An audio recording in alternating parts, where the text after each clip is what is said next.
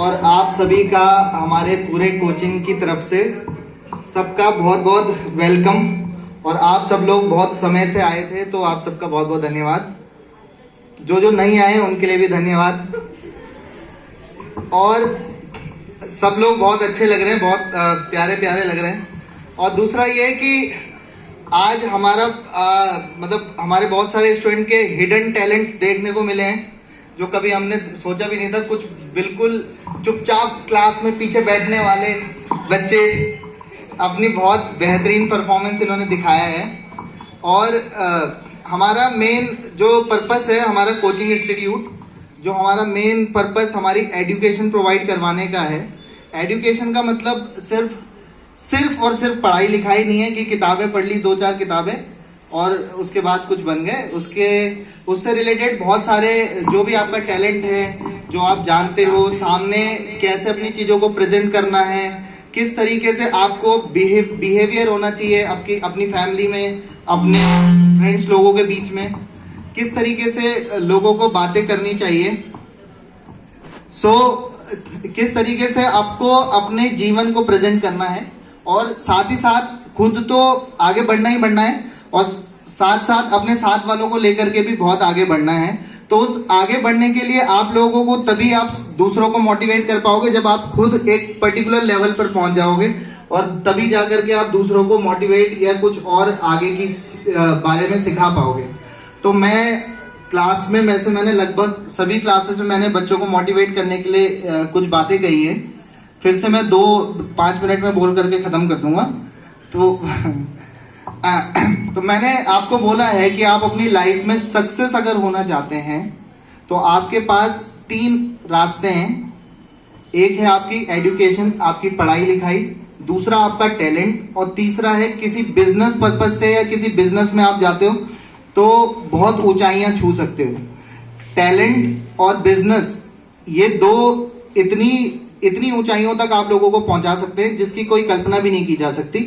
इतना limitless, unlimited आपको ऊंचाइयां या सक्सेस दिखा देंगे।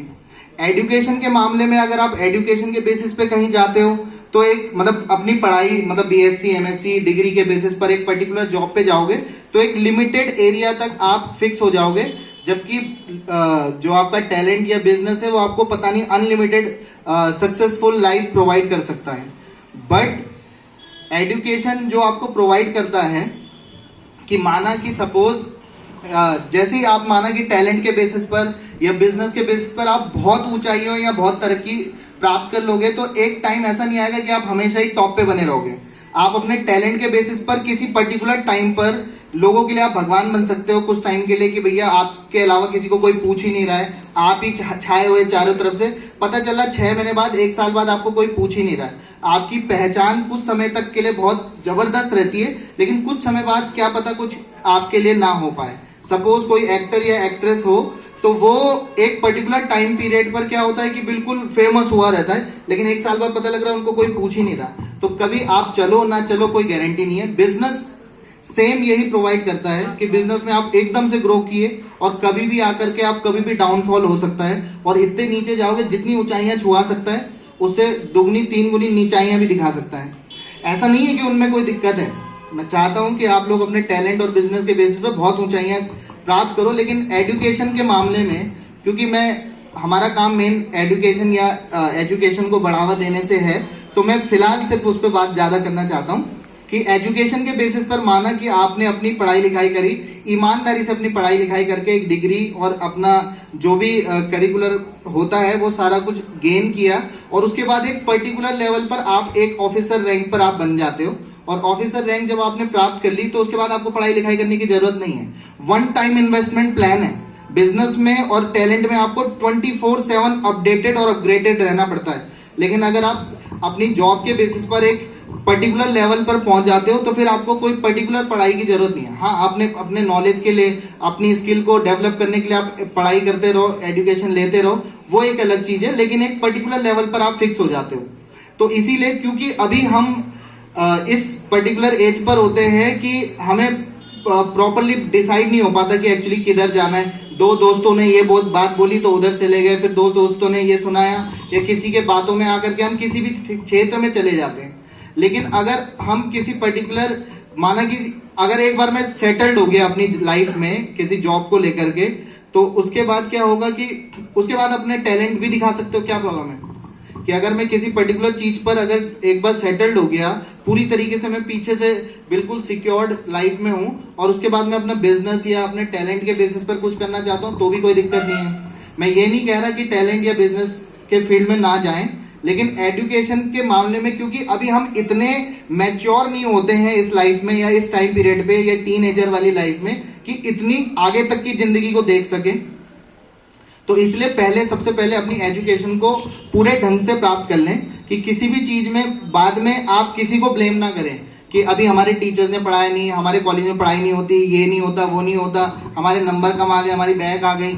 तो वो सब चीज़ों की रिस्पॉन्सिबिलिटी आप लोगों की ही है, क्योंकि जिन बच्चों ने अच्छे तरीके से पढ़ाई लिखाई करी है, मैंने उनके बहुत बेहतरीन नंबर भी देखे हैं, और जिन्होंने पढ़ाई लिखाई नहीं करी है, मैंने उनकी बैक भी देखी है। ठीक है, तो बेसिकली आप लोगों को क्या करना है, सबसे पहले किसी की बात पे नहीं आना, अपने आप को जज करना है। दूसरों की बातों से आपको कोई इफेक्ट नहीं पड़ने वाला। और बेसिकली सबसे पहले आप लोगों को एजुकेशन के फील्ड में आगे बढ़ना है। अपनी पहले जो प्राइमरी रिक्वायरमेंट्स है, मेरी बीएससी, एमएससी या जो भी डिग्री की मुझे प्राइमरी रिक्वायरमेंट है, उसको अच्छे से अटेन करना है। उसके साथ साथ अगर आपका टैलेंट और जो भी चीजें आपकी साथ में चल रही है और वो आपकी एजुकेशन को इफेक्ट नहीं कर रही है, तो आप साथ में जितना मर्जी चाहे उतना कर लो, लेकिन अभी सबसे पहले आपको बस एजुकेशन पे फोकस रखना है। और साथ ही साथ अपने टैलेंट, और इतना अच्छा अच्छा टैलेंट आपके अंदर भरा हुआ है, वो अपने अपने समय पर आप दिखाते रहो। और इसीलिए ये स्टेज प्रोवाइड किया गया था आप लोगों को कि आप लोगों के अंदर जितनी भी योग्यताएं भरी हुई हैं वो आकर के यहाँ पे आगे आकर के प्रदर्शित कर सकें। तो इसी वजह से इतना कुछ अरेंजमेंट किया गया था इस पूरे कोचिंग की तरफ से कि आप लोग अपना टैलेंट और अपनी योग्यताएं प्रदर्शित कर सको, क्योंकि ये स्टेज हर बार या हर किसी को नहीं मिलता, प्रोवाइड नहीं हो पाता है। लेकिन आपका इंस्टीट्यूट आपके लिए इतना सोच के कर रहा है, तो इसमें आपको बढ़ चढ़ करके हिस्सा लेना चाहिए, और आपने लिया भी। उसके लिए मैं सभी को थैंक यू कहना चाहूँगा, और सभी का मोस्ट वेलकम हमारे पूरे प्रोग्राम में, और सबका धन्यवाद। और सबको मेरी तरफ से आने वाले साल की हैप्पी न्यू ईयर, और मेरी फैमिली भी बैठी है, उनको भी happy new year. Thank you so much for coming, thank you. इसके बाद अभी हम थोड़ा सा ब्रेक ले रहे हैं, क्योंकि अभी लंच का टाइम हो गया है, तो अभी हम लंच कर लेंगे। आफ्टर दैट अभी मे भी शायद हमारी चीफ गेस्ट एक और प्रिंसिपल मैम आ जाएं, क्योंकि कॉलेज में भी एक प्रोग्राम चल रहा है, तो उस वजह से वो मैम का डिले हो गया शायद, बट अभी आ जाएंगे। पहले लंच कर लेते हैं, आफ्टर दैट कुछ प्रोग्राम्स और हैं। और सभी बच्चों जो कुछ मतलब कोई